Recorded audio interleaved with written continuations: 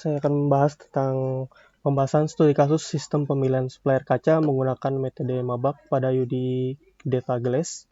Dan metodologi ini penelitian merupakan sebuah prosedur atau langkah yang sistematik untuk mengetahui cara kerja proyek lebih cepat akurat sehingga dapat digunakan sebagai pedoman saat melakukan suatu penelitian.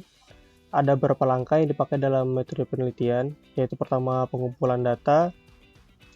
Dalam pengumpulan data dilakukan dengan dua cara, yaitu observasi yang melalui peninjau secara langsung, aktivitas yang terjadi pada UD Data Glass, dan menganalisis masalah yang dihadapi terkait pemilihan supplier kaca, yang kemudian dirangkum sehingga dapat dilakukan analisis kebutuhan, permasalahan, dan dibuat pemodelan sistemnya. Kemudian dilakukan wawancara kepada pihak-pihak yang terkait dengan pemilihan supplier tentang detail permasalahan yang dialami dalam pemilihan supplier. Yang kedua, studi literatur. Studi literatur sejumlah referensi berupa buku, halaman web, jurnal elektronik dipakai dalam penelitian baik jurnal internasional atau nasional.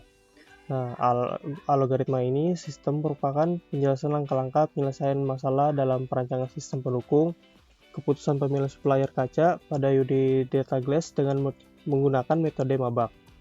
Nah, ini dilaksanakan untuk mendapatkan hasil yang lebih efektif dan produktif dalam pemilihan supplier kaca.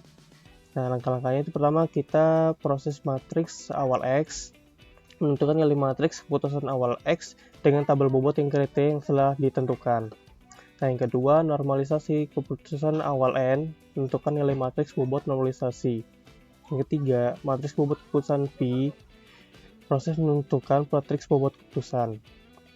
Yang keempat, menentukan nilai matriks G.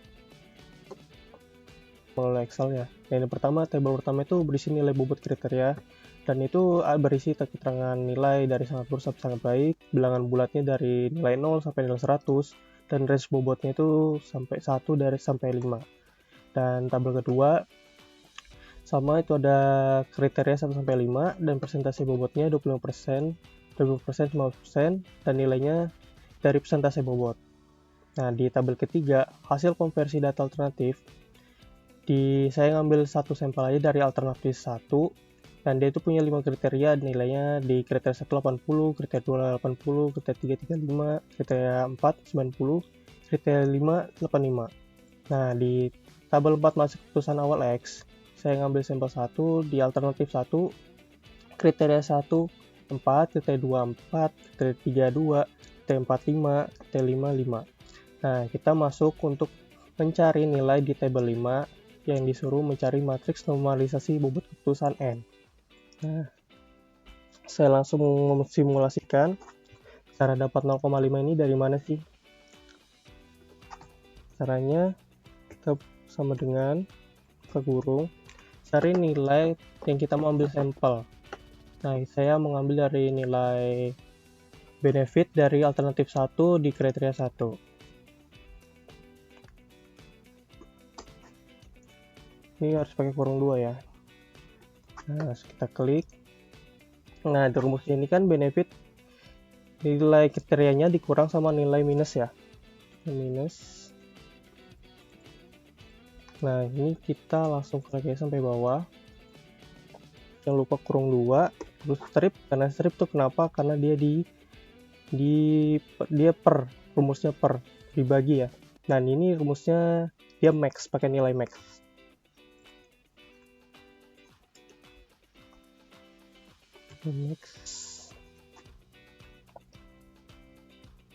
Oke, kita input saja, terus dikurang nilai min.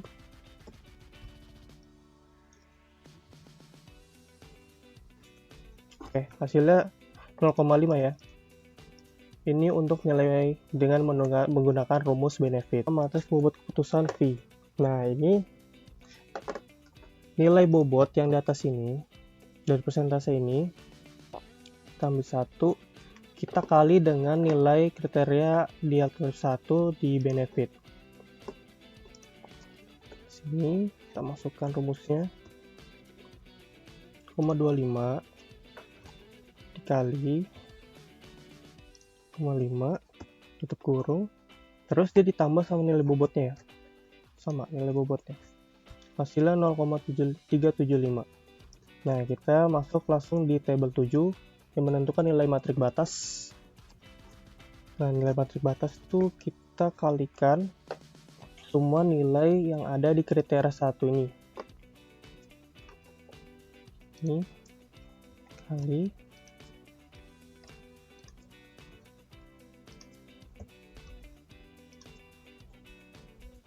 kurung, terus dia rumusnya kan dia 1 pangkat 1/5. Nah, 1/5 itu saya ubah menjadi 0,2.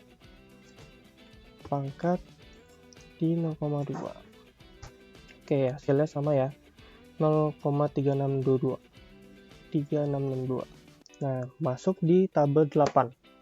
Tabel 8 ini elemen matriks secara alternatif dari daerah perkiraan perbatasan. Rumusnya hasil dari ini benefit kriteria 1 dikurang sama nilai matrik batas di kriteria 1. Kurang, ambil dulu 0,75-nya, kurang nilai benefitnya.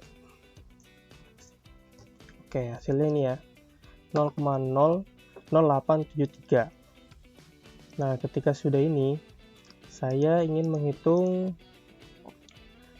ini tabel elementrik yang perbatasannya itu dengan disum, dijumlahkan semua ke kanan.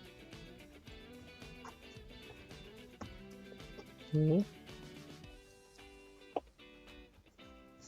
Nah, ini gunanya apa sih? Ini gunanya untuk perankingan di tabel 9.